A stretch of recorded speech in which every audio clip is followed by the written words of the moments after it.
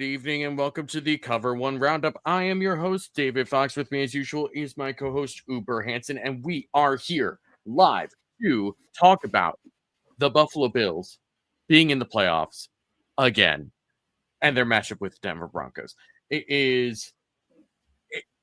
We'll get into this, obviously. It's why we're here. But it's a difficult matchup. All matchups in the playoffs are difficult. It would be the playoffs if it wasn't. So I understand it'll be exciting. I understand it'll be nerve-wracking for many people, including me.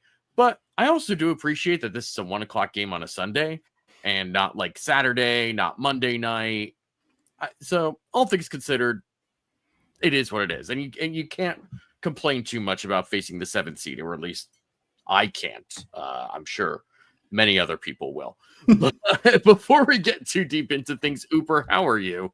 Yeah, I'm just ready for playoff football. I say I'm ready, but at the same time, I know as soon as Sunday rolls, actually, hell, with Sunday rolling around, I'm already starting to feel that anxiety creep in and catch a hold of me. And I know as we get closer and closer to Sunday at 1:00, I'm going to feel nauseous and nauseous and nauseous.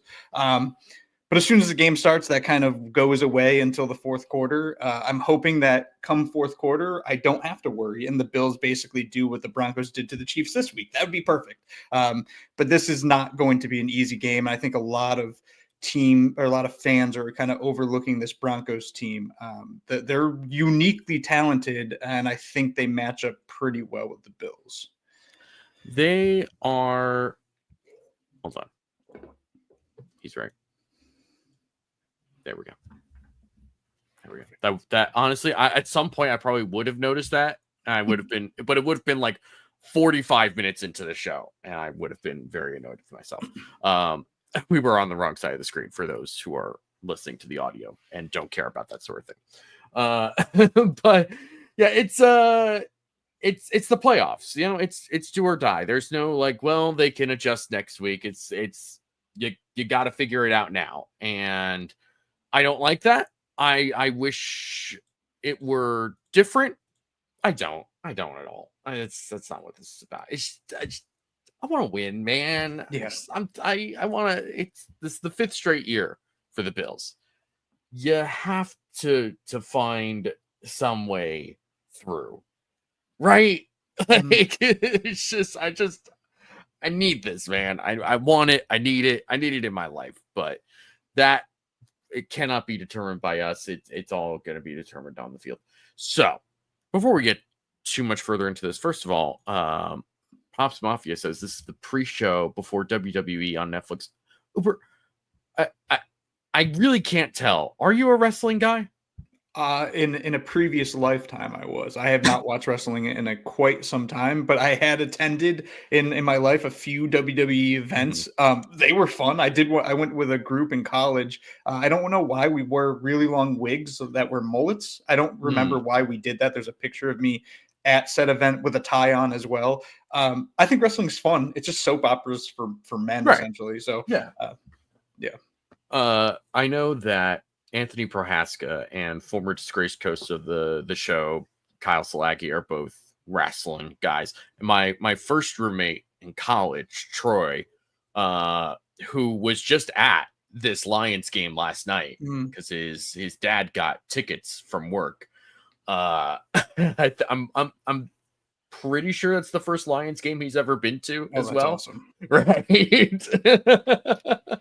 So he was pretty excited about that. He was a big wrestling fan. I that was probably the first person I knew that I was like that actually was really into wrestling. And I was like, interesting. I just didn't think many people actually existed that were like that into wrestling. But that we're so off track, but that's okay. RJ, as usual, I'm already nervous about this Broncos game. This is a game to feel nervous about, in my opinion. This is fine. This is a normal reaction. You're in the playoffs. You're allowed to feel nervous. It's more than fine. And the Broncos are a beatable team, as several teams have beaten them this year, but they're still a good team with a very good defense and a really good offensive line and a good running game, and we'll get into all that in more detail.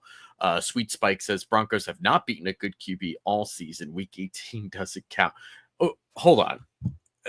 the corpse of Carson Wentz doesn't count in your good QB tier. Uber, where would Carson Wentz rank on the Cuber scale if you had to input him into that? I mean, there was 39 qualifying quarterbacks for that scale this season. He'd probably be 40, to be honest, if not lower down. He was bad yesterday. Just like, I know that there's people that think that the Chiefs tanked to keep the Bengals, which is the dumbest take on the planet. It was just Carson Wentz is bad at football, and the Chiefs were playing all their backups against the Broncos starters for the majority of that game. But a lot of it came down to Wentz can't do what Mahomes does. Surprise, surprise, everybody! Carson Wentz is not Patrick Mahomes. Shocking that's the case. Did you please tell me you saw Shannon Sharp get absolutely cooked by Dan Orlovsky? Yeah. The funniest. As soon as he asked that question, Orlovsky's eyes just widened. So for context, Shannon Sharp, I assume, trying to defend why the Bengals should be in the playoffs and blah blah blah, asked Dan Orlovsky, when was the last time an NFL Triple Crown winner wasn't in the playoffs? And Dan Orlovsky, zero hesitation, just said, it was your brother in 1992.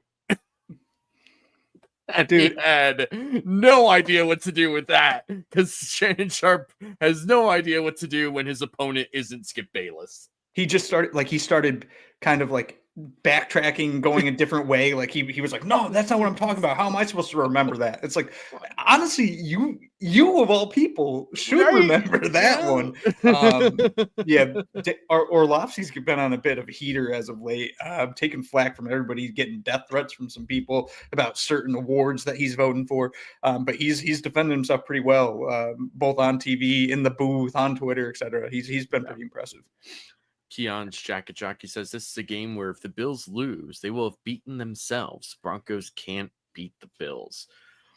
That's probably true to an extent. There's a lot of things that the Broncos can do, and the defense in particular is what will stand out, at least to me. And obviously, like I said, we'll get into that, but it's a tough matchup. It just is. James LeClaire says Peyton will try to steal a possession. Special teams be on guard. You can't do a surprise onside kick. They took that away from Sean Payton. But I mean, this one of the things that the Bills have done all year has been extreme. They're the best turnover differential team, and it's not just because they get turnovers themselves, which they do. Right. But I mean, they've gotten a turnover in every game, right? This season. I think there's one they didn't get it in. I don't remember which game. Was it the Rams? It probably was the Rams. Probably the Rams. Yeah, it was the Rams. It was Rams. So every game except the Rams, and that one game seems to be the biggest anomaly for the entire Rams season, if we're being honest, which is really freaking annoying. But yeah, it's you're gonna have to keep your head on a swivel, so to speak. That's for sure. Ralph Wilson's here. Can't lose to a team who beat only one team with a winning record. Sans the Chiefs JV team. That was Tampa earlier in the season. Sure, that's fine. Playoffs is the playoffs, and I've seen a 7-9 Seattle Seahawks team take down Sean Payton's defending Super Bowl champion team. So yeah. Weird things can happen, man. I don't know what to tell you. Just go ahead. I will say on that content, like I don't love comparing. Once the playoffs start, you can kind of toss the resumes out the window, but you can use them for a little bit of context, kind of going into the playoffs. And what I do like to do, because I don't watch every single game. I try to watch as many as I can, but I haven't watched many Broncos games, to be honest. I watched like that Broncos Chiefs game. I probably watched a couple other ones on the multi-box at some point in time, but I did scroll through their, their schedule, and the one thing I look for is what's your best win? Like, what's your best win on the season? And like, I can go for the Bills. That's either the Chiefs or Lions. For the Ravens, that's the Bills. For the Steelers, that's the Ravens. And you can go through and do that with most teams. When I go to the Broncos and I try to look for their best win, the game where I'm like, wow, that game showed them at their peak. That's how good they can be. I don't know what game it would be. I think, honestly, I might say their best game, even though their offense didn't play well, was their game against the Chiefs that they lost on that field goal kick. That's And fair. so looking through their schedule, it does honestly give me a little bit more confidence because I'm like, I don't know where the super, like, they lost to the Ravens 10-41. Like, the Bills got blown out by the Ravens too. But a lot of these games that you look at, you're like, where's their peak? And maybe they haven't hit their peak yet. And that's kind of scary. But I also don't think that they have a peak remotely close to the Bills. So I think to some extent what the previous post that you pulled up showed is like, yeah, the Bills are going to have to beat themselves. It's more likely the Bills beat themselves than the Broncos beat the Bills in the event the Buffalo Bills lose this game. Yeah. All right. We'll get to more comments and have more thoughts in just a little bit, but we do have some business to take care of course. And that is to talk about cover one pass. Folks, you're on the wrong side. What do you mean I'm on the wrong side? You're on the wrong side. I can't go to the other side. Right? Are you seeing the screen that I'm seeing? I don't think so. Tell me when I'm right.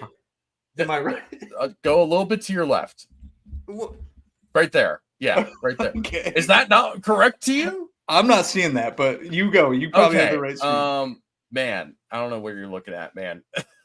So you can get all these sorts of shenanigans on if you go to cover1.net and sign up for Cover One Pass. It's $60 a year.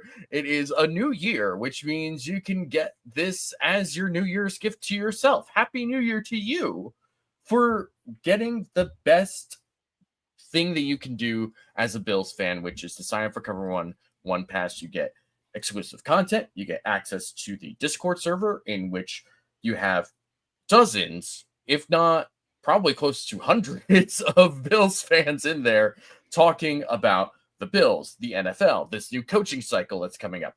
You have TV, music, video games, news, etc. It's anything you want to talk about. You can even share pictures of your beloved pets if you are a pet person. Anything you want to talk about is happening in the Cover One Discord. It is a great group of people. It's a great community. I can literally hear Discord notifications going off in my headphones as I'm talking about this. It's totally worth it. It's the best $60 a year you'll spend on football. You'll get tons of great content, tons of access to people. If you're like me and trying to fix your horrendous dynasty fantasy football teams, Chris Chuse is on there. He's willing to field some questions for you. So go at it. It's totally worth it. $60 a year, cover1.net. Sign up today.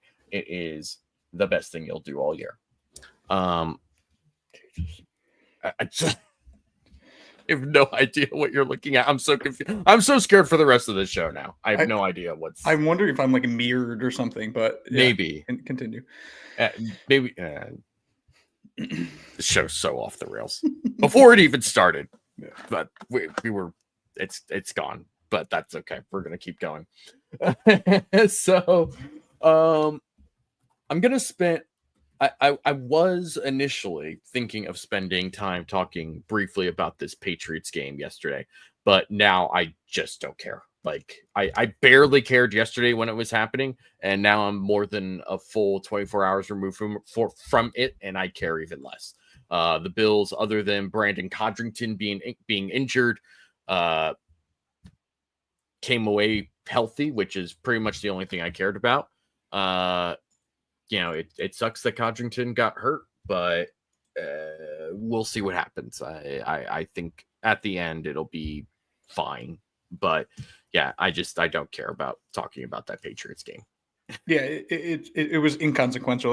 The coolest part of the game was Josh Allen handing the ball off to James Cook and running off the field, and then after that, I didn't care about much. James Cook, it was pretty cool to see him get his 1,000 yards and the touchdown record, at least tied touchdown record, as well as all the other random incentives that Sean McDermott sent his team out to get. Yeah. But other than that, like, I took nothing away from that game. It was meaningless. Yeah, it just a whole bunch of I don't care. So one thing I do care about, though, is this current NFL coaching cycle. I don't want to spend a ton of time on it, but I do want to spend some time because it will at some point affect the Buffalo Bills, presumably, because we have now, I believe, 6 current head coaching positions that are open. As it stands right now, Robert Saleh of the Jets was fired earlier this year. Doug Peterson was just fired today from the Jacksonville Jaguars. Matt Eberflus was fired midseason from the Chicago Bears. Dennis Allen was fired midseason from the New Orleans Saints. And Gerard Mayo was fired an hour after that game yesterday ended.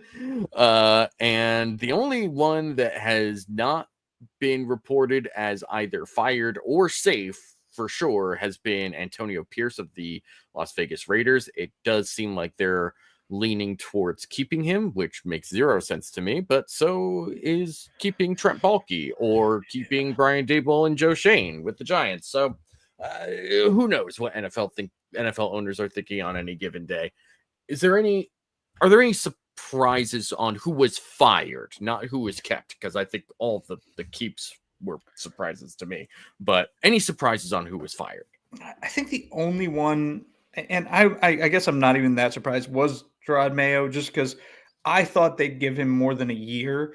That being said, everything that I've heard from Patriots fans and seen from Patriots media is like, he just isn't it. Like he's not a professional coach. And that became pretty clear throughout the season. I think a lot of people are like, well, they won the game. Like what do you expect him to do? How are they going to win more than 4? It's not about him not winning more than 4 games. It's about him not showing the coaching chops, which seemingly he didn't do all year. And they can also go and get Mike Vrabel, who's a better coach than Gerard Mayo. Yeah, I mean, I was willing to give Gerard Mayo the benefit of the doubt through a lot of this season, especially because like maybe midway through the season is when things really started to turn against him, and it was like, what are you supposed to do with this roster? Like, what do you want to have happen here? What were the expectations here? But just watching how these games played out and seeing him in some of these press conferences, it's just like, do you know what you're supposed to be doing here? Like, what exactly do you think your role is here? It never really worked. And especially by the end when you saw, and the biggest thing for me is he came from the defensive side of the ball, right? Like he was kind of Bill Belichick's right-hand-ish kind of guy the last couple of years on defense. He was a great linebacker when he played. I am unfortunately old enough to remember Gerard Mayo playing NFL football. But the reality is that like they weren't completely talent poor on the defensive side of the ball. It was the offense that seemed to be the biggest problem coming into the season. And yet the offense was arguably better than what the defense was for most of the season. Yeah, if you have Kyle Duggar, Jabril Peppers, and Christian Gonzalez in your secondary, like you have to be better than what the Patriots were this year. And I get they didn't have the pass rush, right? Like Christian Barmore was out for the majority of the season. They traded Matt Judon early. They traded Josh Uche, who's now just completely wasted on the Chiefs. They're just not playing him at all. They seemingly traded for him to keep him away from contenders. But the Patriots, like the defense got worse this year, not the talent withstanding. Like if you just ignore the talent discrepancy, like it got worse schematically, it got worse in just every aspect that you can imagine. And that is a knock on Gerard Mayo. Plus all the other things, like when he called out, who's their offensive coordinator? Alex Van Pelt. Yeah, when he called out Alex Van Pelt after the game, it's like, you're a head coach. You in your first year, you don't get to do that in your first year. Sean McDermott calling out Matthew Smiley, that's a different thing. He's been on the Bills long enough. He's earned the respect, earned the right to do that. Gerard Mayo at this point hasn't. So yeah, just not a good showing from Mayo in his first season with New England. It really wasn't. It was pretty bad. There's certain things that kind of have to happen in order for you to be one and done as a head coach, and the sort of dodging responsibility and throwing players and coaches under the bus is like, yeah, that's a bad look. It's just a bad look. There's no way around that, unfortunately for them. Yeah, just a tip of canoe. What would you say you do here? Office Space, great movie if you haven't seen it. If no one has seen it, great movie. Yeah, that if there was a surprise firing from this whole cycle so far, it's that. And it seems like that's going to be the only one, because the Colts are keeping Chris Ballard and Shane Steichen for some reason. The Dolphins are keeping Mike McDaniel and Chris Greer again for some reason. I mean, I think in both of those situations, they're kind of at a point where blowing it up now, given their current situations, especially with their quarterbacks, is not gonna help them. And what's interesting, so with the Colts, right, you go into year 3 with Anthony Richardson. If by then you know for sure 100% whether this guy is or is not going to be the guy, and if that head coach is going to be your head coach, and as a result, like if your GM is going to be the guy you want moving forward. So it's probably going to look largely the same for the Colts. Unfortunately, that's how I'm looking at this. But they need to be able to not bring in a new head coach and GM and say, hey, would you mind trying to make this other failed project work maybe for your first 2 years? I promise we won't judge you if you don't. It's like, that's just not how this works. And for the Dolphins, I mean, they just signed Tua to a very, very big contract. However, after 2025 is when they can get out of this. So if they can make it work in 2025 and maybe they make a push and maybe they get over the hump, it's probably not going to happen.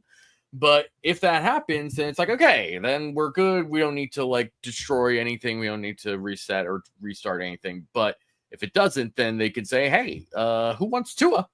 Anyone? Tua? Yeah. And some team will probably bite on that, right? That I don't know. I mean, as far as the Colts go, like I've seen enough of Anthony Richardson. Like he's just not. He's not a professional quarterback. He has, and all the reports coming out of there about what his teammates were saying about him, that he just wasn't putting in the effort. They had to go talk to him and be like, that's a really bad look. So I don't expect the Colts to go anywhere. The Dolphins, though, I think they're in an awful spot. And you just brought it up. And I actually looked this up today because I was like, when can they get out of the Tua contract that they just signed? And like you said, it's in 2026. They'd still incur some dead cap, but it's not too much where they could theoretically get out of it. So it makes no sense to fire Mike McDaniel and Chris Greer now, because you have to wait a year until you can get rid of Tua. I think next year is a disaster for them. I think they fire Mike McDaniel mid-season and they use some sort of interim coach. And then they go into next offseason or go into 2026 and they completely blow it up. They're like, Tua's gone. We're going to reset everything. We're going to draft the quarterback. Like, they're in no man's land right now. They're in such a bad. I think out of the teams in the AFC East, they're in the worst spot by a lot. I think they're worse more than the Jets. Yes, way worse. Man, because I think the Jets have. I think the Jets have young superstar talent. Like, you still have Sauce Gardner, you still have Brees Hall. But they don't want to be there. To be fair, they have no choice. So let's hold on. Let's segue this. Let's talk about the Jets, because they've been a walking disaster for most of this season. And now you have Sauce Gardner telling potential free agents, yeah, don't come here. Mm-hmm. You have DJ Reader saying, yeah, I'm just going to go into free agency. I'm not coming back here. Speaking of which, going back to the Dolphins, Tyreek Hill basically just said, deuces, I'm out. Yeah. I'm not dealing with this anymore, which is hysterical to do after that game. Yeah. But it's the same thing with the Jets. And Garrett Wilson has been maybe not quite so public as Sauce Gardner and DJ Reed have been, but definitely working the back channels with his agent to be like, hey, if someone wants to trade for me, I am very open to it. Please get me out of this hellhole right now.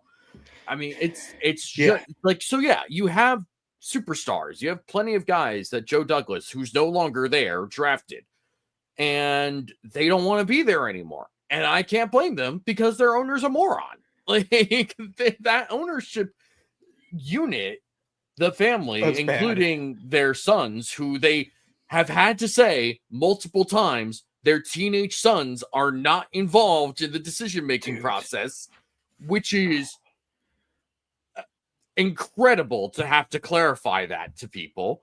But it's so messy. Like, at least with the Dolphins, you have,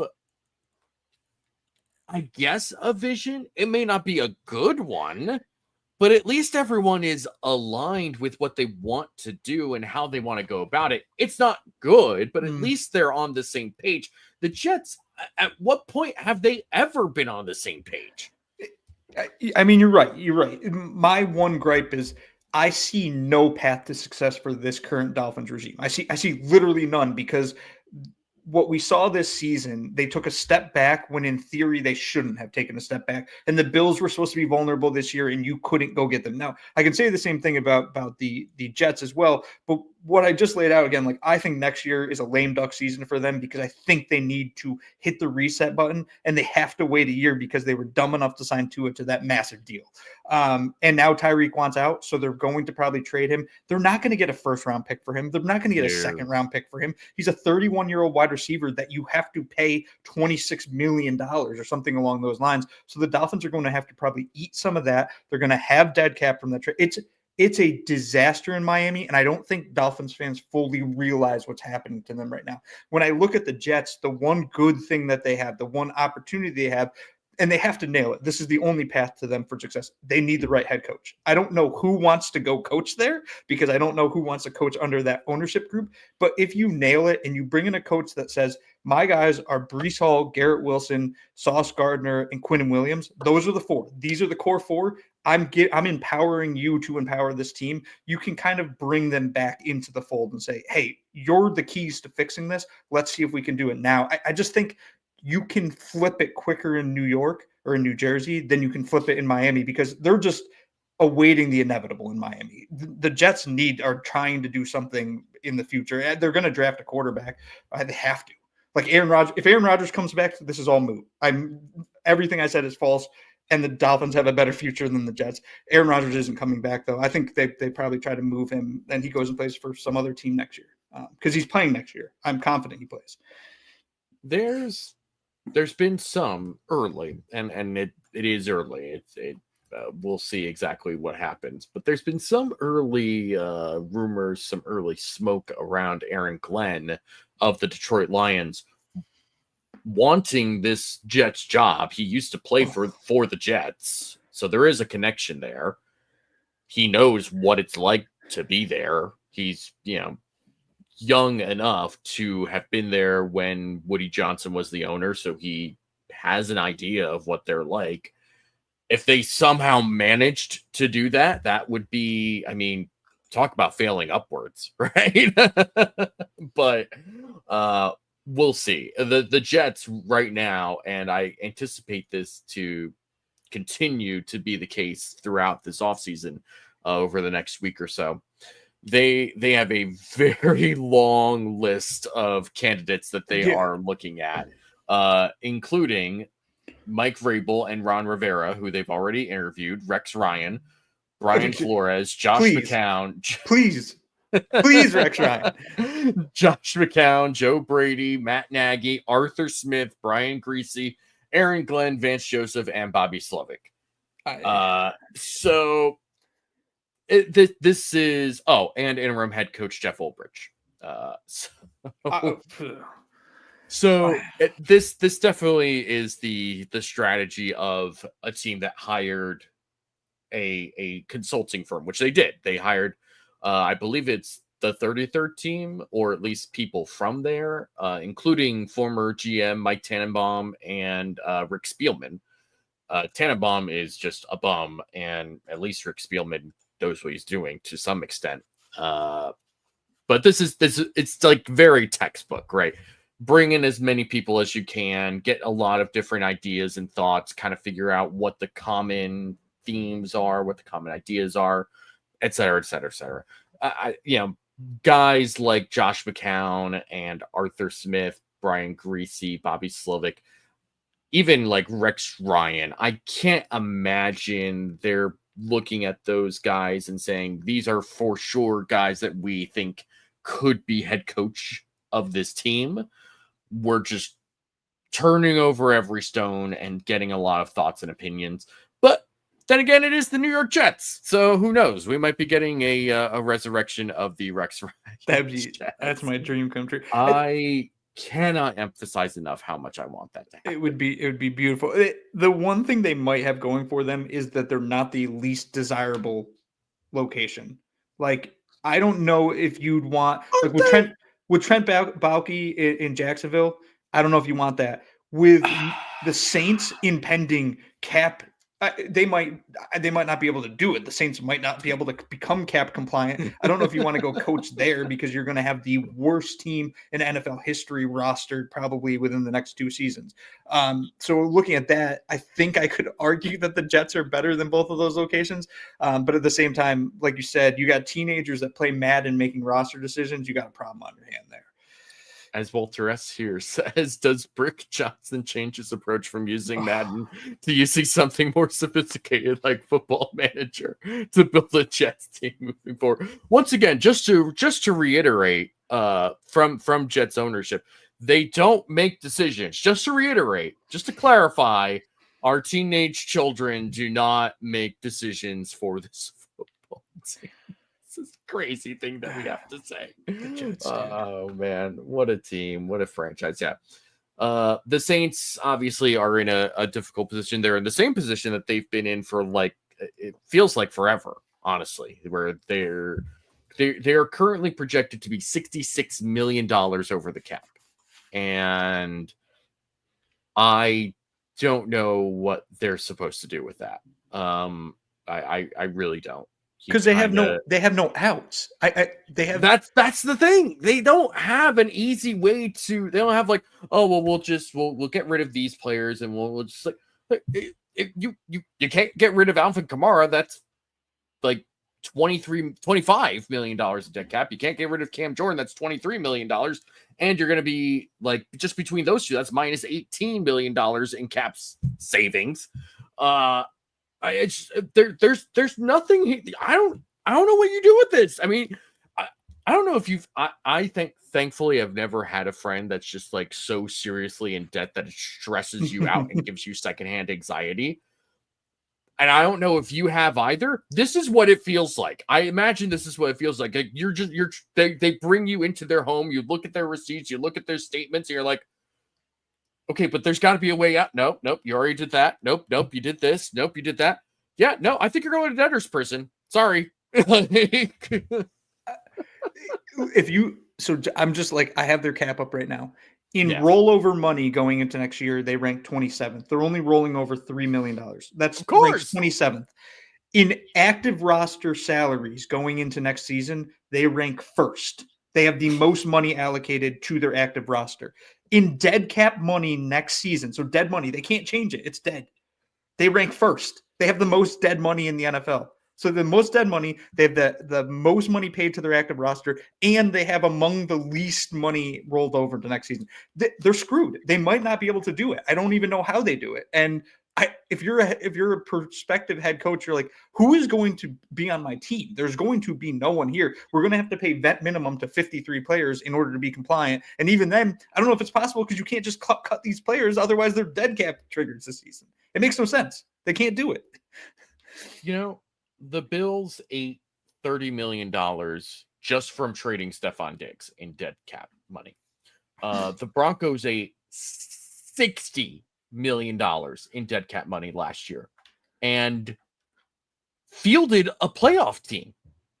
Both of these teams, the perfect, oh my God, perfect timing. Ralph Wilson Sr. from the grave with the perfect timing. It's the dead cap bowl between the Denver Broncos with $80 million this year and Buffalo with over $40 million. Both of these teams are playoff teams. Meanwhile, the Saints are, what are we doing? It's every year with these freaks. I don't get it. Like, at what point as an owner do you just say, I'm tired of dealing with this? Like, you can't possibly sit here and say, like, yeah, this is fine. We're totally okay with this. I can't wrap my brain around that. I just cannot. And it's so bizarre. I hate it. I hate looking at it. I am so sorry for anyone who is a Saints fan. This is, and especially after you started the season 2-0, scoring 80 something points, 90 points, whatever it was, to end the season exactly as you always have. I mean, brutal. This is just such a brutal situation. I don't know what anyone expects this team to do. I don't know who's taking that job. That could be another job for Aaron Glenn. Poor Aaron Glenn is going to be like the top candidate for two of the worst jobs in the NFL. And he deserves better than that, honestly. Dude, they gave Alvin Kamara an extension in the middle of the season. I don't understand what they're doing. I don't understand it. It like, I think your analogy was perfect of like, if you had a friend that's in debt and you watch them do stupid ass things, it's like, what are the, I don't even care about the Saints. They're inconsequential to my life in every aspect outside of the occasional time I'm dumb enough to bet on them, which is probably too much. That being said, like, I can't look at them and not freak out because it makes literally no sense what they're doing. And I'm fascinated by how they're going to get out of it. I really hope that Greg Thompson does an entire 3 hours just breaking down their cap and does it on stream. I will sit down with a thing of popcorn and just watch that with a big grin on my face. I'd probably cry. I'd probably laugh. I really hope he does that. It's just crazy. And you know what else is crazy? Keeping Trent Baalke as your general manager. Yeah. To be clear, Trent Baalke is in his 5th season as the Jacksonville Jaguars general manager. He is now helping lead the search or be a part of the search. He is going to be part of the 3rd head coach in as many years as he has been general manager there. He was there when they hired Urban Meyer. That went well. He was there a year later when they hired Doug Peterson, which has ended about as poorly as any tenure in the NFL ever has. And now they're looking for yet another head coach. And the smoke even before the season ended was that Ben Johnson, the offensive coordinator for the Lions, that this was basically a done deal once the Lions season was over, and that he was ready to go. He wanted to work with Trevor Lawrence. You get Brian Thomas with 1,200 yards as a rookie, arguably already one of the early great wide receivers in the NFL right now. I mean, just so impressive. And yet you're now in a place with the Jaguars where they have to come out and basically redo their org chart and state it publicly too, and say the head coach is not going to be reporting to the GM.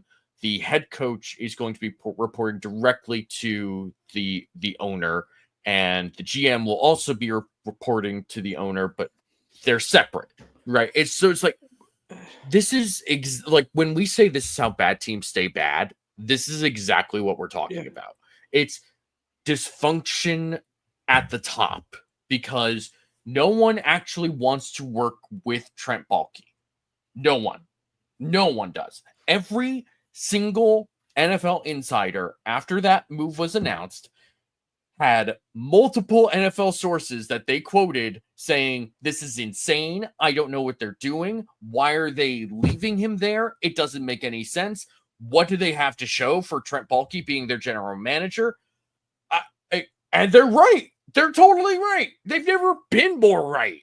It's one of the most bizarre things I've ever seen, because we all knew that Doug Peterson was basically pre-fired from September, right? They were just letting him play out the season for some weird reason. But it just, how do you keep this man around? I mean, so I'm gonna look it up, just to make sure that everyone is aware, including Shad Khan. If you're watching this, first of all, thank you for tuning in to the Cover One Roundup. Second of all, I'm gonna read something to you. In Florida, blackmail is a second-degree felony, which is punishable by up to 15 years in prison, a $10,000 fine, restitution, and probation. The exact sentence depends on the nature of the blackmail, the presence of evidence, and whether the crime crosses state lines. If Trent Baalke is holding you hostage with blackmail, just blink once at the camera. we'll get you out of there. I promise you. Unfortunately, I don't think it's that deep. I think it's just that Shad Khan doesn't care. It's a what you just brought up the whole thing with Shad Khan. The Balky will be reporting to him, and then the head coach will be reporting. That you can't do that in the NFL. Like that doesn't work. And that's why there's some really good teams. When you look at the Bills, the relationship between Sean McDermott and Brandon Beane is so good, and that's what helps keep the team good, is because they're able to bounce ideas off of each other and attack building the roster in a way that benefits McDermott and his team. If you are reporting to the owner, then the owner has too much insight and has too much power over everything. That's a disaster waiting to happen. I feel like the only possibility to save that team is essentially Ben Johnson comes in and he's like, you fire Balky or I'm not coaching here. Like that's your only option. And me and the GM will be talking to each other. We're not going to be talking to you. And if Shad Khan says no, then you say, all right, I'm not coaching here. But I don't know if Ben Johnson, it'd be real risky for him to go 2 straight years where he's the most sought after head coach essentially. And he's like, I'm not going to take any job. What's he waiting for at that point? Well, so here's the thing though. He said no to the Panthers 2 years ago because he didn't like Dave Tepper. Who can blame him? Yeah. He said no to Washington last year. It seemed largely based around money and what the Commanders were willing to pay him or not pay him. I don't know how accurate that is, but whatever. He didn't want to go to the Commanders. The Commanders end up with Dan Quinn and they end up being a playoff team. Good for them. Mazel tov. Now you have this thing with the Jaguars, and it sounds like he wants to go to the Jaguars. I can't imagine that he wants to go with this particular situation as it stands right now. And there were rumors during this season that he really wanted the Bears job more than anything else. That Bears job is open. And I mean, for all the things that Caleb Williams has gone through, and he has not been perfect, I understand all that. There's enough there in Chicago where you could probably at least be competitive in year one and at least show like, hey, Caleb Williams could be a guy. Everything about what the Jags are doing does not make any sense. It's just a mess. It's a total mess. It's funny that his options are my 2 favorite quarterbacks too. So the 2 generational talents in Trevor Lawrence and Caleb Williams. Your favorite guys. Which one could he pick? It'll of course work out because they're so talented. At least I've been told that. I don't know if the actual truth, but I did see an interesting stat for Caleb Williams, which was that he finished the year with 13 touchdowns and 0 interceptions in the red zone, which like 13 touchdowns is like, I don't know what that is contextually speaking. Like, I don't know if that's actually great or not, or whatever. Let's say it's average or maybe even below average, but just like for a rookie to have no turnovers in the red zone when your entire offensive system is kind of broken. I don't know. I'm okay with that. I'm okay with at least trying to get something out of that and feeling like there's something to work with next year. I mean, he was sacked 68 times, the 3rd most in NFL history. Like, that's the thing that's glaring to me, where it's like, he was supposed to be pro ready. And I get his offensive line was not good and that offense struggled. You can't be sacked. Josh Allen was sacked 14 times this season. And a lot of that was owed to the offensive line. A lot of that's owed to Josh Allen. Josh has, of course, been in the league much longer. You can't get sacked 68 times in the season. Like, you cannot do that. And I think that more than anything concerns me. Also, I do think it's actually, never mind, different topic. But yeah, Caleb Williams, I won't buy it until I see it. And considering what I saw this year, it just was pretty damn bad for most of the season. Red zone stat, nice. They still didn't score many touchdowns this year, but yeah, that's the thing.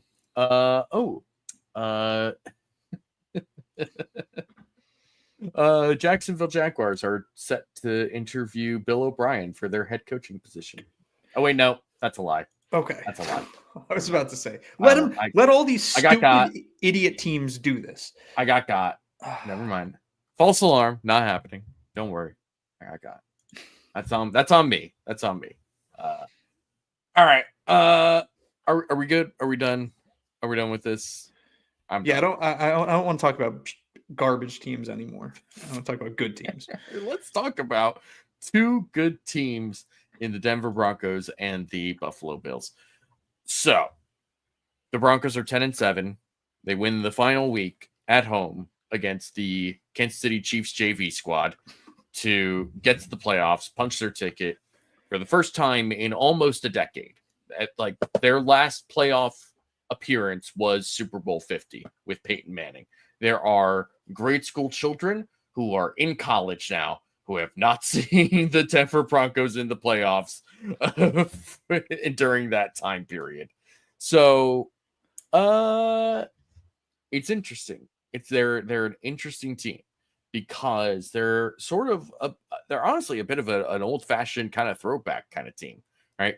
They can run the ball. They have a really good physical offensive line, and I think Anthony Prohaska and Eric have both shown clips of guys like Quinn Miners in particular, who has just bullied defensive linemen. And both of us have been very critical about the Bills' defensive line as a whole this particular season, especially after coming into this season feeling like it was one of their stronger units. Yeah. And that particular matchup scares me more than anything else with this game. Yeah, Eric Turner from Cover One just before, I think, an hour and a half, 2 hours ago, just posted one clip, and it was just the Broncos offensive line destroying the Chiefs, absolutely destroying them, which is to be expected. But that being said, like, this offensive line is very, very good. They're very, very physical. And if the Bills are susceptible to one thing, like that interior defensive line can get beat up by physical offensive lines. And that's a huge concern for me because the Broncos have multiple runners that they can run up the middle. Bo Nix can run as well. You have a strong offensive line. Like it's the Bills' weakness they can attack and they can exploit. That the thing that I just can't get out of my head, though, is that I watch Ed Oliver and Daquan Jones and the rest of that defensive line dominate against the Chiefs and dominate against the Lions. Like, they need to do that in the playoffs every week. Yeah. It can't be only when you play the best of the best teams. Like, starting this week, if you lose because your interior defensive line looks like they did against the Bengals a couple of years ago, like, it's going to be a disaster. And this team is just too good to lose to this Broncos team. But if that defensive line doesn't show up, that's the path for the Broncos to win because they can beat us up front. It is their game plan should essentially be to try and play keep away, right? Yeah.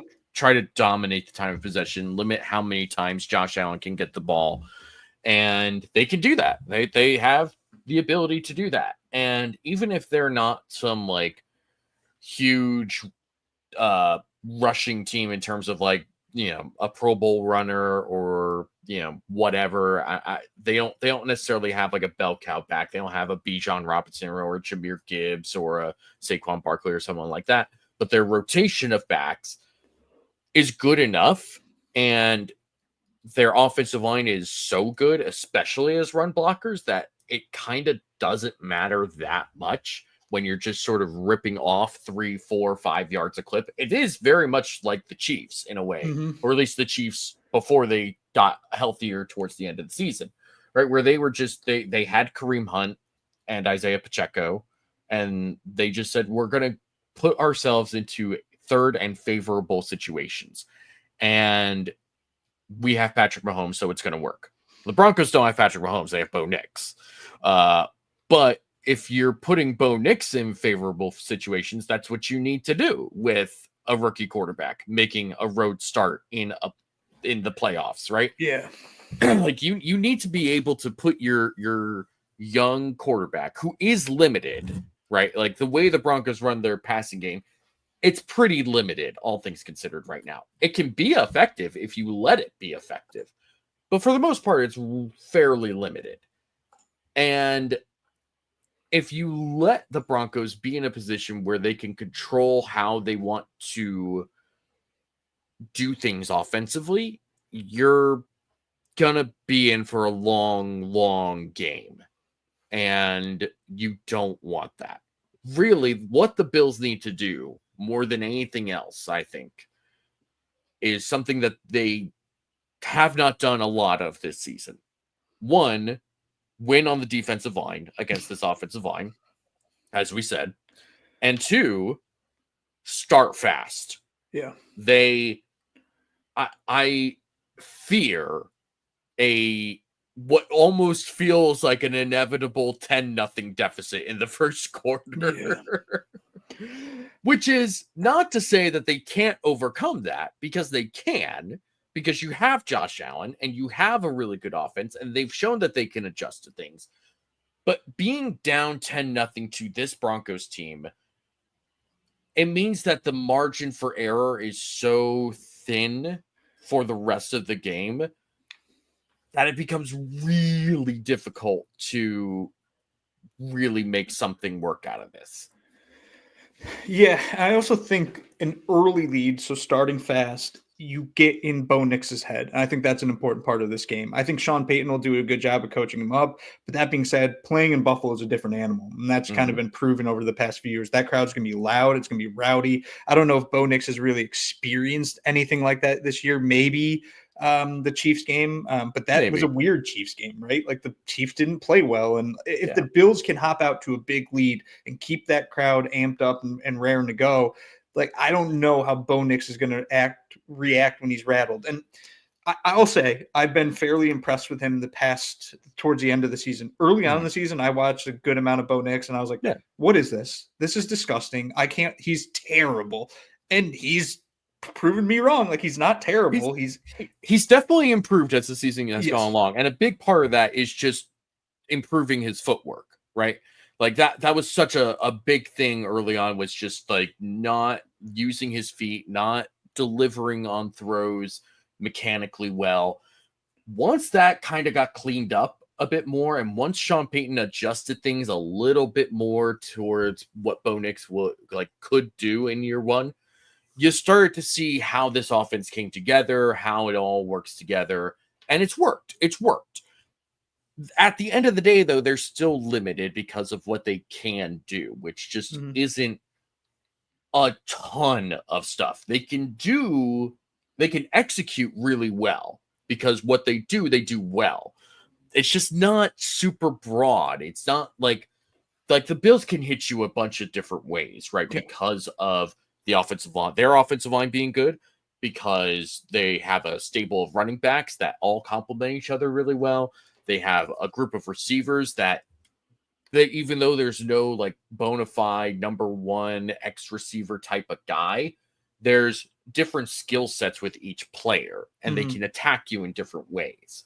So having a corner like Pat Surtain, who is he still the odds-on favorite to be Defensive Player of the Year? I thought he was. Yeah, I thought he got to like minus 2,000.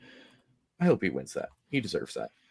Even like I just don't want to see TJ Watt win it for no reason. Minus 200. So minus 200. I'm assuming Watt is like right behind him. Plus 170. Yeah. Yeah.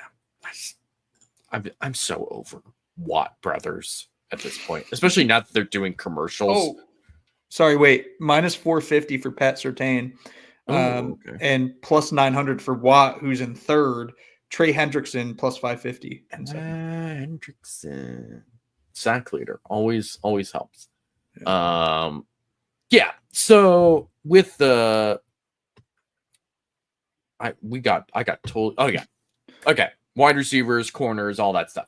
Okay. So with Surtain, who is the favorite to be the Defensive Player of the Year and can lock up any receiver he can go against, I don't want to say that matters less with a team like the Bills, who can just spread it out to whoever they want. But that is the advantage that the Bills are trying to get with this, which is you can't just sit Surtain on a guy and just have him shadow him and move it and have that be what you do. You need to be able to attack where he isn't, I suppose, in a way, and maybe take some calculated shots against him. we'll see what happens. But I do like the Bills being able to match up against this defense as a whole, even though this defense is very, very good and they're well coached. Both Vance Joseph and the passing game coordinator, Jim Leonard, have done a fantastic job. And it would surprise me a lot if Jim Leonard doesn't just have his own defensive coordinator job next year with an NFL team, or goes back to college as a head coach. I don't know. But like, they've done a phenomenal job together. And I think that they need to be able to really cook some stuff up against Josh Allen and the Bills, because we know that Joe Brady was not looking at this week 18 game against the Patriots and saying, I gotta spend my game planning time on that. We know he was looking at that Broncos matchup as the most likely scenario. And the Bills said that they were looking at all three. They probably had a little bit on the Dolphins and Bengals just in case. They were all in on they knew the Broncos were the team to play. Given the situation, it would have been that's the betting favorite at that point, right? Like, Cincinnati needed a lot to have happen, and honestly, Miami with Snoop Huntley, do what you want with that. I just, this defense is good. They're well coached. They're well coordinated. They're a very good unit. They're a good system, but they have struggled at times this year. I mean, we saw against the Chargers on that Thursday night game or Saturday night game. I forget which one. It was Thursday, right? Where you had the free kick right before halftime. And the Chargers were down in that game by 2 scores going into halftime and came back and won it like pretty well, pretty easily. And I'm sure Broncos fans will say, well, they didn't have Riley Moss, and Riley Moss is so important. I get Riley Moss is good, and I get Riley Moss is a big part of how they do things defensively. But still, like, your second corner should not be the thing that like makes or breaks you against a Chargers team in particular that like doesn't have a ton of playmakers on offense. I just sort of wonder, like, we've seen that game, we've seen Denver against Baltimore, right? And like you said earlier, I mean, they lost 41-10 against Baltimore. The Bills also lost by a significant margin against the Ravens earlier this year. So I don't want to act like the Ravens are some whatever, but you know, like, it's a beatable defense, like any other defense.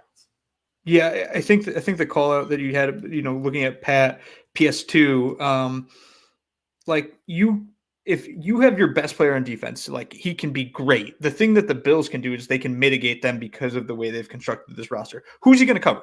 Like, you can't put him on one guy. Is it going to be Amari Cooper? Is it going to be Keon Coleman? Is it going to be Khalil Shakir? Is it going to be Mac Hollins? Like, you can only put, if you're manning up, you can only put him on one person. And if the Bills figure out who that is, you can take that person away. That's fine. They have a bunch of other guys they can throw to. And I think that that's where the Bills get the advantage this game, is because they can mitigate the strength of the Broncos on defense. When you're talking about Pat Surtain, or you're talking about Nick Bonito, who's very, very good this season, but the Bills offensive line is very, very good. And they should be able to handle Nick Bonito, as well as Josh's legs should be able to kind of mitigate that as well. So if the Bills take your 2 best players away just because of the matchups that they have, then suddenly you're looking at a Josh Allen that can feast on a bunch of different players on that defense. And there's a lot of really good players on that defense from a perspective of how well they performed this season.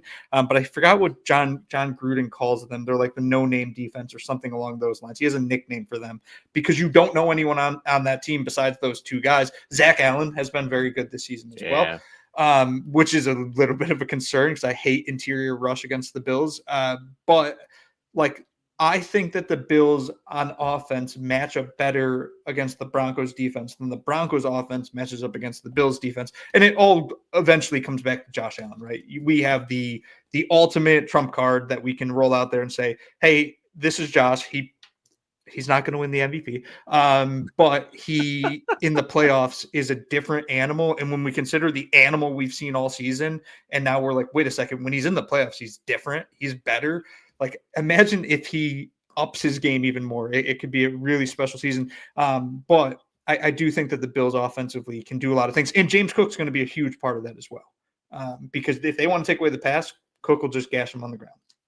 Yeah, and that's the thing. Like, this is what McDermott has been wanting to do more or less since he's been here, right? And it's not to try and deter the superstar freak quarterback that he has. It's to help him more than anything, right? I think that's just the thing that people kind of push back on a lot of the time when McDermott would say they want to run the ball more. We want to run the ball more. It's like, well, you have a superstar quarterback. You have to build around. It's like, yeah, one of the things that would help him is if he has a run game. Like, it can't literally all be Josh Allen. There has to be something else. And they do have something else. James Cook has been very, very good for this team. Like, he's the league leader in rushing touchdowns, right? Unless did Gibbs catch him last night? Maybe he might have. Yeah, he might have. Anyway, he's one of the touchdown leaders. You have a stable of running backs that are all very good and very complimentary of each other. You have a group of wide receivers and tight ends, for that matter, who do a good job working together. And at the end of the day, you still have Josh Allen, who can make plays on his own in the run and the pass. So there's a lot of different things that they will try to do. They're probably going to throw a lot of different looks early on. Roy Collins here says, do you think Denver will crowd the line and play man on defense? I think Denver is going to throw everything they can at Josh Allen and Joe Brady especially early on in this game. They are going to give them different looks. They're going to give them different stunts and blitz calls. There's going to be a lot going on in that game. What I'm envisioning is kind of what I saw last night with Aaron Glenn against the Vikings, where everyone knew the Lions were up against the wall defensively because of all the injuries that they've had. And early on, Aaron Glenn said, we're attacking and we're going to play man coverage and we're just going to see if you can beat it because we don't really have many other options. They blitzed Sam Darnold a ton. They got pressure early on. And like you said earlier, talking about how to potentially mitigate this Broncos offense, those early dropbacks, you have to get pressure on Nix. You have to hit Bo Nix early, and you have to hit him hard because those couple of hits early on that Sam Darnold took in that Vikings game last night, it took a toll on him, and it really screwed up his processing. It screwed up his timing. He got that happy feet that he gets in the pocket sometimes, and he just missed on third. Like, there are issues that the Vikings had offensively, just sort of from a play calling perspective. I don't know why they were throwing so much in the red zone. Like, did not make any sense to me. But there were concepts and plays that Kevin O'Connell was calling that were open, and he just didn't throw it. He just didn't have that trust at that point because he had gotten off his game so early on. And that's what the Bills need to do to Bo Nix because honestly, Bo Nix is not Sam Darnold. I mean, like, Bo Nix is having a good season, especially as a rookie. Sam Darnold is having a better season, and Sam Darnold is vulnerable, right?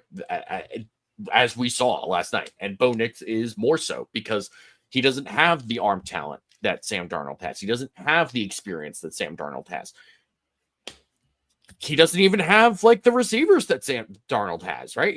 Courtland Sutton is playing really well, especially to end this season, right? Like, Courtland Sutton is a very, very good receiver, and I do not like that matchup at all against any of the Bills corners, despite how well I feel about the Bills corners. I really, he can make some crazy good contested catches that are very frustrating to watch if you're on the other end of them. And I expect to see a lot of that. And you have him, you have Marvin Mims, who's got plenty of speed. You have Devon Veely, I think is his name, who has gotten involved in this offense at times. There's there's enough for the Broncos offense. It's really just a matter of, are you going to let them do what they want? And you're going to have to stop the run and get pressure early in order to get them out of rhythm and get Bo Nix out of rhythm. Yeah, I think with this game, like Sean Payton knows that the Bills want to rattle him early, and how can you prevent rattling him early? I think that's easy buttons. And just scrolling through the dot charts on Next Gen Stats for Bo Nix and going from the early season to now, there's one really, really stark difference, and that's the behind the line of scrimmage throws. They are insane the past few weeks when Bo Nix started taking off and becoming quote unquote good as opposed to horrendous early on in the season. And the Bills struggle with those screen passes. For whatever reason, they always struggle with it. I'm guessing that Bobby Babbitt and Sean McDermott are aware of this, but they have to find a way to mitigate that while also being aware that Marvin Mims is a speedster that can beat you deep. So you need your safeties to step up there as well. So there's all these things that the Bills need to consider. At the end of the day, though, I do think that this is a rookie quarterback against Sean McDermott, who eats rookie quarterbacks alive because he can throw things at them they've never seen before. And they can disguise coverages, disguise blitzes, and confuse you. And you do that in Buffalo's home stadium where that crowd is so loud. I think that this is going to be too tall a task for Bo Nix. That being said, like, the Broncos can win this game. They literally can. Like, it's not impossible. This isn't like we're talking about the 16-0 Patriots taking on the 0-16 Lions or something like that. Like, this Broncos team made the playoff for a reason, regardless of what Cincinnati Bengals fans think, and they're going to pose a challenge to the Bills. The hope is that Buffalo is aware of how good the Bills are and that they're better than the Broncos, and they go out and just stomp them early and don't give them any hope or confidence that they can come back and beat the Bills. This reminds me. So it's the NFL playoffs, plural. Mm-hmm. But in college football, they call it the college football playoff, singular. I think maybe it's because there's two conferences, and so there's two sets of playoffs to meet in the middle, and then that is just a single, like, here's our single bracket. This is the playoff. That is off the top of my head my only guess I have. Honestly, that's probably right. Mm-hmm. Or at least that makes sense to me, and that's what I'm going to roll with, so... That was just something that I thought of the other day. I was like, why is it called? Why are they called separate? It probably is because of that. Anyway, so I'm impressed by myself, honestly. Hey, I'm impressed too. This is why you're still the co-host. You're hard to replace Uber. Never let anyone tell you otherwise. I appreciate that. Especially when I get fired for yelling at Eric earlier. All right. So one of the things I don't want to talk about it because I feel like it's a very large mismatch, but we're gonna talk about it. Let's talk about special teams here. So I don't know, and actually we could look it up, and I am gonna look it up, and I'm gonna stall while I do look it up. We can look up the special teams DVOA for both of these teams. I imagine that the Bills are not very high when it comes to something like that. And I wish that weren't the case, but that's not where we're at right now. And hope is not a plan. The Broncos, it feels like they're at least okay on special teams. I think historically speaking, I can't recall the Saints or any other time with Sean Payton where special teams were a glaring issue for them. And I know that that old Jets special teams guy whose name escapes me is still with the Broncos team, and he was with the Saints with Sean Payton when he was there. So special teams are definitely a thing for Sean Payton, and he really emphasizes that to a certain degree. So it's not surprising. Okay, I'm almost there. I promise. Ben Kotwicka. Is that how you pronounce his name? That's the special teams guy from the Jets that's now on the Broncos. Or is that a name you haven't heard? Ben Kotwicka. That's not that guy. Okay. That's not who it is. I'll hold on. Broncos coaching staff. He's just got this super, super old face. Like, you would know it if you... Who is this guy? Who is this? If he's even on here, he might not even be like officially listed as a coach. No, it's not. He's not. I swear, I've seen him on the sidelines. He's on this team. I swear. I can't find him now. That's so annoying. I'm not gonna be able to think of his name, but whatever. That's not important. All right, special teams DVOA. Detroit, number 1. Yeah, good on you. The Bills are 28th in special teams DVOA, which is pretty bad. Minus 2.5%. The Broncos are 4th in the special teams DVOA at 4.4%. So if there's a mismatch outside of offensive line, like Denver offensive line versus Bills defensive line, it's this. And whoever it was that brought up stealing a possession, I mean, there is prime opportunity, because we've seen it before, for the Broncos to roll some fake punt out there, right? To maybe block a punt. I mean, this to return a kick. We've seen literally all of these things go against the Bills special teams throughout just this season. The DJ Dallas kick return in week 1, the blocked kick or blocked punt against the Rams, the fake punt that the Patriots ran just a few weeks ago. Like, you can get this Bills special teams unit, unfortunately. And when you're up against it, when you're on the road, when you are going against the 2 seed as the 7 seed, you need to be able... Yes, that's the name. Ralph Wilson Sr. Once again, coming up clutch. Mike Westhoff. That is exactly who I was thinking of. Damn. I knew I would recognize it once I saw it. I just could not think of it. Does look familiar. Yeah. He was on that team. I swear I've seen him Oh, you know what? There it is. He was on the team earlier this year. He resigned in November due to health concerns, which makes sense.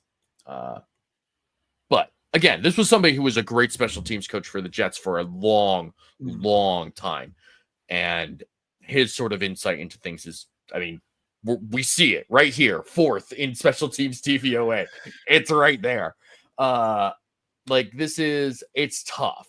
This is a tough unit, and I don't need to see the Bills special teams return a punt. It would be nice. I don't need them to have like a perfect coverage where they're getting Denver's returners down inside the 20 every time.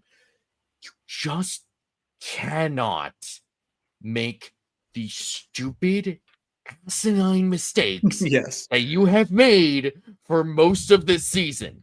You just need to be good enough, right? Just don't be the problem today. Let another unit be the problem. If there's going to be a problem, we don't know if there's going to be a problem. Maybe the Bills are perfect and they win this 41-10 and they kick ass and they move on to the divisional round and everyone is super happy.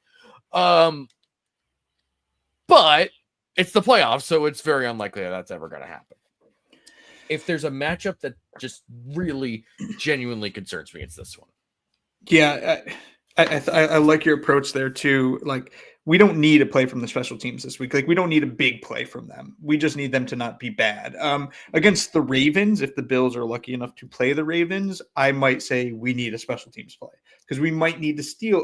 Not that we need it, but it'd be very helpful. Against the Broncos, though, like, we just can't goof up there. And the concern I have is Marvin Mims is a very, very good return man for them. Very, very, very good. So that scares me because it's not even stealing a possession, it's stealing points on special teams. Yeah. Will Lutz has been solid all season. He only has 1 miss from inside 50 yards. And then Riley Dixon's a good punter. So you look at those 3, and then I go to the Bill side of the field, and I look at Tyler Bass. I don't know what line him up for a 60-yard field goal, he'll drill it. Line him up for a 20-yard field goal, and he'll miss it. I don't know what to. I'm terrified of him in the playoffs because he statistically in his career is worse in the playoffs than he is in the regular season, and he was rough in the regular season this year. Brandon Codrington might be hurt. The coverage team hasn't been great all year. Sam Martin's been pretty solid outside of that block punt, and Reed Ferguson is Reed Ferguson. But you're right. Like, this is a mismatch. And this is one that the Broncos, we saw what the Bears did to the Packers yesterday with that fake catch of the punt, and then another guy ended up catching it. I will not be stunned if there's a trick play prepared by Sean Payton and this Broncos team for special teams, because I think that that's a part of the game where they're like, hey, we can take an advantage here and we can steal points, and they might need to steal points to win this game. Yeah. And honestly, even beyond all of that, right? One of the, like we talked about earlier with helping Bo Nix, right? Run the ball, make the easy throws behind the line of scrimmage, right? Keep things easy for him. You know what else is easy? Having good field position. And if you're getting 10, 15, 20 yards on returns, on punts or kicks or whatever, or punts, maybe more specifically, if you're only getting 10 yards on a return for a kick, that's not great. But for a punt, like if you're getting a 20-yard return or whatever on average, I mean, that's 2 whole sets of downs that you don't have to worry about. And for a team that is likely going to have to kind of beat you up down the field in order to do that, it requires a lot of plays to do that. And the fewer number of plays you need to do that, the better. Like, that's how this is going to work. You have to be able to not let the special teams spiral out of control to a point where they're completely in control of that particular sphere of the game. Mm-hmm. It's funny you bring up field position, and I didn't know this off the top of my head. On my other screen, I have the stats up right now. The Bills are first in average drive start the season at the 33.4 yard line. The Broncos are second, 32.5. So field position, the Bills and Broncos have both benefited from it this year. Who's going to benefit from it this game? That could be the determining factor. That's a big thing. I'm telling you, this is not some. These are the sort of hidden things that people don't always think. People don't really think about special teams in the way that they probably should. It often just comes down to it's a shanked punt or a whiffed kick or whatever. And there's a lot more to it than that. There's times where a returner has a lane and they don't hit it. There's times where a coverage unit just collapses in too quickly and they give up the outside. And even if the returner doesn't score, you're set up at the 40-yard line. At that point, just kick it out of bounds, right? So there's hidden yardage there that people don't always, I guess, think about or account for when thinking about how the game actually flows. Canadian accent right there. Thinking of boot. I mean, I know that about Bills fans. I did the Isaiah Hodgins, Jake Kumaro fight long enough to know this fan base's view of special teams. Granted, this year they get rid of all their special teams players basically, and now the special team sucks. Surprise, surprise. But that could also be credited to Mr. Smiley. Hey, listen, yes, Matthew Smiley is definitely part of this because they've just not been good at any point when he's been the special teams coordinator. But this is something that the Bills are probably dealing with in part because of the dead cap that they're carrying. Then again, you look at the Broncos and they're carrying more dead cap and their special teams unit is pretty darn good. So it's not all because of that. But there is sort of something to be said about the fact that, like, when you are taking on a bunch of dead cap, when you're restructuring your roster in the way the Bills did this offseason, it does affect things at the top and it does affect things at the bottom, because it means that you're taking players and moving things around to a point where maybe you're not, they didn't have the luxury of just spending money on a Tyler Matakavich this year, right? Like, they could do that in the past because the rest of the roster was set, because the rest of the roster was relatively cheap and the big contracts that you had were, not quite as strong. But now you're not in that position. You need to be able to make it work regardless of that. And hey, something that might work is getting the right number of guys on the field, which they've struggled to do at times this season, which I don't like. Again, this is the sort of thing where it's like, yeah, maybe some of the roster constraints with money have been an issue, but also the Broncos have more. The Broncos just do have more constraints when it comes to this sort of thing, and they're playing not just a little bit. It's this sort of difference, right? It is one of the worst special teams units versus one of the best special teams units. Mm-hmm. That being said, the return units specifically are very similar, 1 and 2, right? So that matters, and it's good on the Bills for being able to do that. That probably has more to do with Brandon Codrington than it does with Matthew Smiley. And unfortunately, Brandon Codrington is like the only guy that's hurt right now. Yeah. I mean, not the only guy that's hurt, but the only one that had a new injury coming out of that Patriots game. And I don't like that. And I wish that didn't happen. And I'm hopeful that he plays, or, maybe just plays through it. I don't know. But yeah, he was such a great trade pickup for Brandon Beane right before the season started. It would really suck to not have him for the playoffs, and especially in this game where there's such a clear mismatch on special teams. Yeah, I'm going to go back to what you said before. Just don't make mistakes like that. We don't need a big play from the special teams. We just need to not give the Broncos a big play, whether that's a stupid fumble on a kick return or a punt return, or that's giving up a big return to them, or that's missing a critical field goal. The one thing I'm hopeful about is that Sean McDermott, and whether or not he'll say it publicly, I know that he's aware of the struggles Tyler Bass has. Mm-hmm. So I do think that makes him a little bit more aggressive, especially when they get to the 30, 35-yard line. I think we see Buffalo go for it more often than not in the playoffs this year, because I don't think they want to put that football on Tyler Bass's leg unless it's 4th and 15 and they absolutely have to. Right. Yeah. Yeah, I tend to agree with that.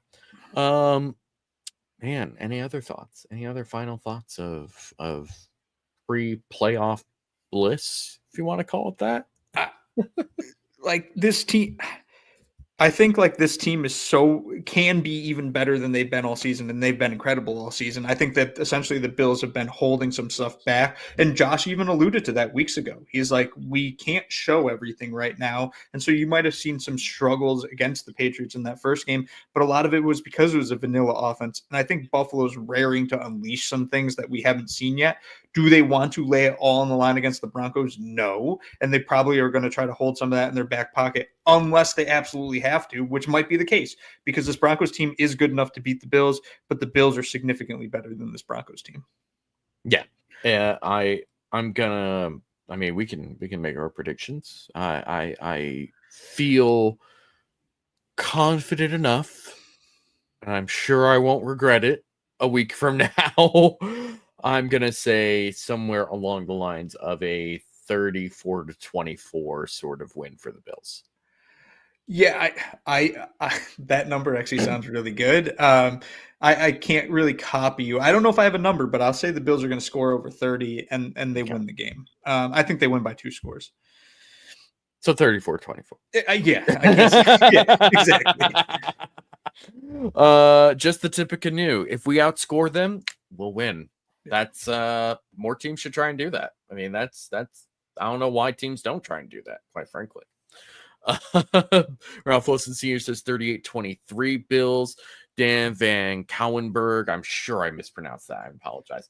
Says 28-20. I assume that is in favor of the Bills. Sweet Spike just says fire Smiley. Listen, I'm with you. Just not right now. Like firing your special teams coordinator right now is not going to help you, unfortunately. Even if it feels like it might. He also says 27-20. Oh, that was the right pronunciation. Good on me. Let's go. Have to end well, right? Yeah, it's gonna be a tough game. It's gonna be a stressful game. It's the playoffs. This is how it goes. This is what we all wanted 10, 15 years ago when we were looking at 7-9 and 8-8 and 4-12 more often than not. But it is what it is, and I am personally glad that it's a 1 p.m. Sunday game, not a 4:30 Saturday game, although apparently you're not allowed to do a 4:30 Saturday game if the Texans are playing, because that's literally every single time the Texans have played in the playoffs, it's always been that 4:30 Saturday I've seen that, yeah. start, which is hysterical, I think. Yeah. It's like, dude, it honestly made me think, like, does the NFL know they're doing that? Like, or do they just, after a certain point, they're like, that looks right. Like, the Texans should totally be. That seems right. That's when they play. That's I mean, for a while, it was that was just them beating up on the Bengals in the first round. The Andy Dalton, Marvin Lewis Bengals. Biggie Scooby says, the Josh Allen's 27 to the Bo Nix's 17. Sweet Spike also says, smash the like. Thank you for promoting my show when I forget to do it. If you enjoyed this show, if you enjoyed the type of analysis that we give and want that and more, and arguably better analysis, you can tune in about 30 minutes to the Air Raid Hour. You can tune in tomorrow night to Joe DeRosa's Under Review. You can tune in on Wednesday to Tuesday is Disguised Coverage. Wednesday is the Film Room and the Cover One Buffalo Show. It's a great slate of shows that we have throughout the week. We will keep you as prepared and informed and ready for this matchup against the Denver Broncos in the wild card round. It is so cool that we are in the playoffs. Oh my gosh, I keep forgetting that we're in the playoffs. Yeah. Oh man. Remember when people thought the Jets and the Dolphins were going to win this division? Yeah, morons. Yeah. What insane people. What a time. What a time to be alive. That's just crazy, man. Yeah, Cancun on 3, right? That's right. What's Eli Apple doing these days? Is he dead? I don't know. Folks, thank you for joining us tonight. We're going to end on that. If you enjoyed the show, hit the like button, subscribe to this channel, follow us on Twitter, YouTube, Instagram, wherever you are online we're also probably there. Let's be honest. Sign up for Cover One Pass. Go to cover1.net. It's the best $60 you'll spend on football all year, and it's a new year. You get to treat yourself to the best football content out there, especially if you're a Bills fan. And even if you're not a Bills fan, you learn a lot about football. That's the long and short of it. If you are a football fan, this is for you 100%. On top of that, just like we said earlier, great slate of shows coming up later tonight with Air Raid Hour. Joe DeRosa with Under Review tomorrow. Disguised Coverage with Anthony on tomorrow night as well. Film Room, Cover One Buffalo. All those shows are fantastic, and I could not recommend them enough, especially leading up to a playoff game. So, Uber, where can the people find you? At UberHansen. Am I pointing to the right thing or the wrong thing? Side. This one? That one. Dude. Oh my God. All right. Right here. At UberHansen on Twitter. You can find me there. I'll be dropping a preview at some point this week of this game. So a long form, like 3,000 written words about this game if you want to read it on Twitter and Reddit. You can find me at DFAUXY or at DFoxy on Twitter. I will be continuing my post-game recaps for as long as the Bills are alive in the playoffs over on Buffalo Bills on SI. Thank you all for joining us tonight. We appreciate each and every one of you for being here. We hope to see you next week after a Bills win and advance into the divisional round. Thank you very much for joining. Bye-bye.